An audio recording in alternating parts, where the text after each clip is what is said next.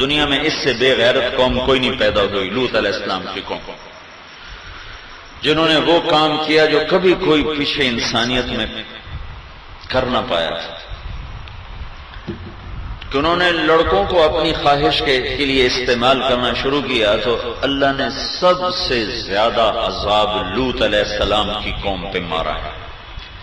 بے حیائی اللہ کے ہاں بڑا خوفناک ہے، کفر تو بھی بڑا جرم ہے، بے حیائی پکڑ دے، دنیاوی پکڑ دے لحاظ نہ، اگرچہ کفر سب سے بڑا جرم ہے، اور وہ کافر بھی تھے، بے حیا بھی تھے، ان کی بے حیائی پر 5 عذاب ان پہ آئے، 5۔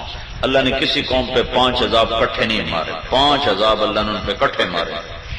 زمین میں زلزلہ، فرشتے کی چیخ، چہرے مسخ، پتھروں کی بارش، نیچے کا اوپر، اوپر کا نیچے۔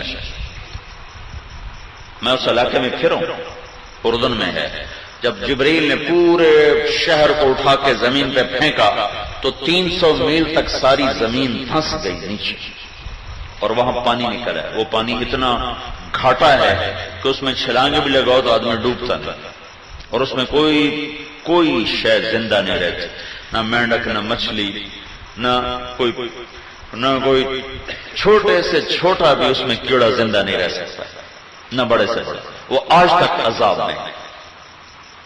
تو اللہ نے اس بے حیا قوم کو خوفناک 5 عذابوں میں مارا اور پکڑا ہے۔